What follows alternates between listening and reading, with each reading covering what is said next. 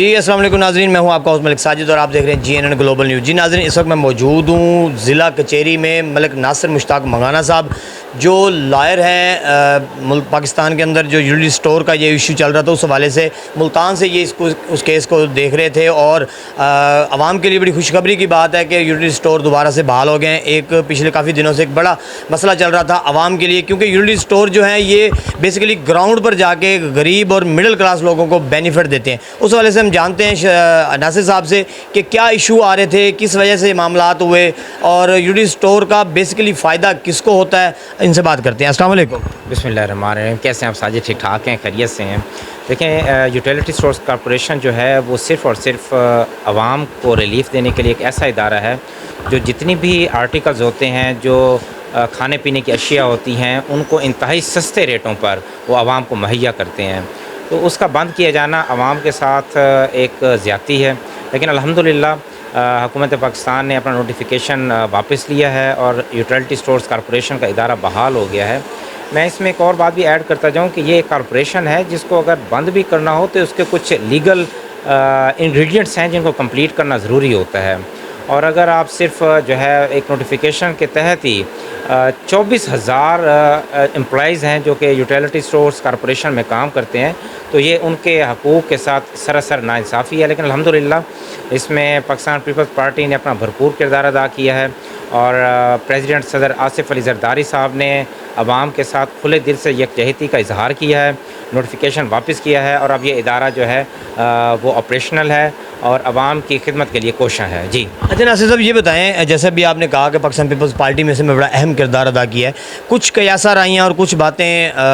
ہم تک بھی پہنچی ہیں کہ شاید یہ نون لیگ اور پیپلز پارٹی کی آپسی کوئی اندرونی رنجش تھی یا کوئی ایسی بات تھی جس کی وجہ سے، کیونکہ یوٹیلیٹی اسٹور سے زیادہ فائدہ بے نظیر انکم سپورٹ حاصل کرنے والے لوگوں کو ہو رہا تھا، تو اس کے اوپر کتنا اثر پڑا ہے اور اب نیکسٹ آگے کیا آپ سمجھتے ہیں کہ معاملات ان کے حل ہو گئے ہیں، اس وجہ سے یہ اس کو دوبارہ بحال کیا؟ دیکھیں، بات یہ ہے کہ یوٹیلیٹی اسٹورز کارپوریشن ایک ایسا ادارہ ہے،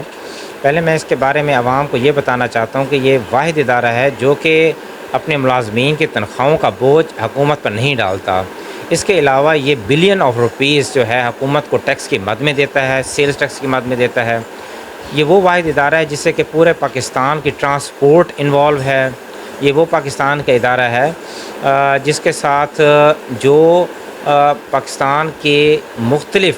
مراحل میں ساتھ دیتا رہتا ہے، جیسے کھاد دینی ہوتی ہے تو وہ بھی یوٹیلیٹی اسٹورز، اور جب حکومت پاکستان سبسڈی دیتی ہے جس کا مقصد یہ ہوتا ہے کہ عوام کو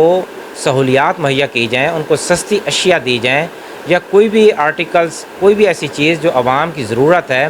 اس کو کسی بھی طریقے سے عوام کے گھروں تک پہنچایا جائے، یا فلڈ ریلیف پیکیجز ہوتے ہیں،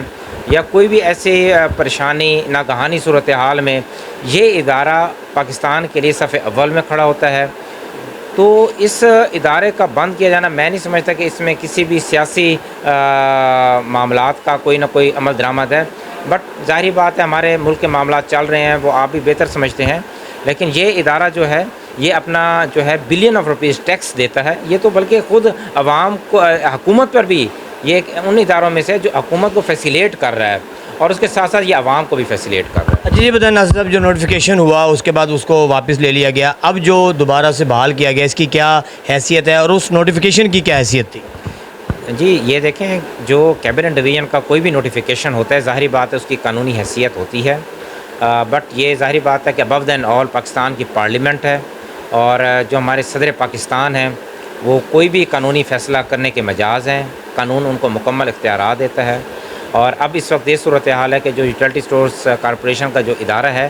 وہ مکمل طور پہ بحال ہو چکا ہے، اور اس میں تمام قوانین، جو بھی قانونی اس کی چارہ جوئیاں تھیں وہ پوری ہو چکی ہیں، اور یہ مکمل طور پہ آپریشنل ہے۔ اچھا ناصر صاحب، ایک آخری سوال آپ سے یوٹیلیٹی اسٹور کے حوالے سے، اکثر لوگ جب یوٹیلیٹی اسٹور پر چیز لینے جاتے ہیں، خاص طور پر جو بے نظیر انکم سپورٹ سے فائدہ لے رہے ہیں اپنے آئی ڈی کارڈ کے، اس کے اوپر جب چیزیں لینے جاتے ہیں جن کے لیے سبسڈی دی گئی ہے، تو یوٹیلیٹی اسٹور کا جو عملہ ہوتا ہے وہ کہتا ہے جی اگر بالفرد ایک شخص نے چینی لینی ہے تو اس کا کہتا ہے نہیں جی اس کے ساتھ آپ کوئی اور چیز ضرور خریدیں پھر ہم آپ کو چینی دیں گے ورنہ نہیں دیں گے۔ اگر اس نے گھی لینا ہے، کیونکہ یہ دو چیزیں اہم چیزیں ہیں جو سبسڈی کے ساتھ مل رہی ہیں، لیکن اس کے ساتھ وہ الگ سے ایک چیز لینے کو کہتے ہیں، اس کی کیا حیثیت ہے اور اس میں کوئی لیگل کوئی ہے معاملہ؟ دیکھیں بات یہ ہے کہ ہزاروں آرٹیکلز رجسٹرڈ ہیں یوٹیلٹی سٹورز، اور وہ تمام آرٹیکلز عوام کی